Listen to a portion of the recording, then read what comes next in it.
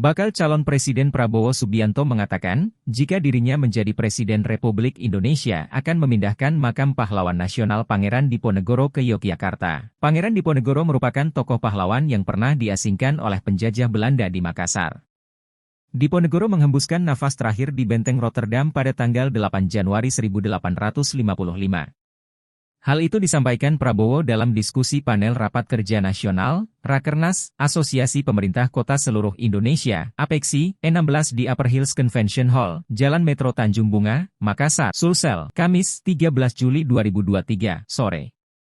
Prabowo merasa bangga apabila warga Sulawesi Selatan memberikan izin dan dukungan jika kuburan Diponegoro dibongkar lalu dipindahkan ke tanah asalnya.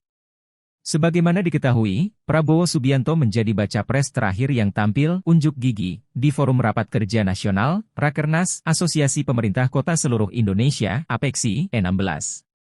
Forum Rakernas E16 APEKSI dihadiri sebanyak 88 wali kota se-Indonesia, Gubernur Sulsel Andi Sudirman Sulaiman, hingga Wakil Ketua Komisi 5 DPR RI Andi Iwan Darmawan Aras. Ketua APEKSI sekaligus Wali Kota Bogor Bima Arya, mempersilahkan Prabowo untuk memaparkan gagasan-gagasannya.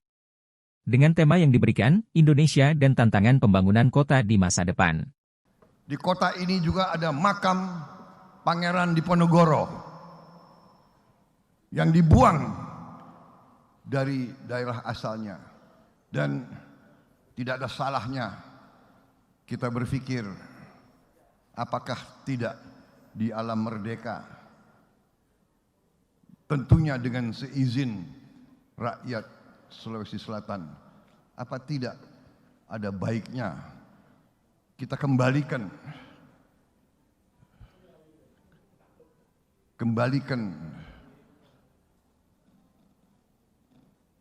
makamnya Pangeran Diponegoro ke kampung halamannya lagi. Perlu kita pikirkan, seorang yang berjuang, tertawan oleh musuh, puluhan tahun dibuang, tidak boleh kembali ke kampung halaman. Masa di saat Indonesia merdeka mungkin saya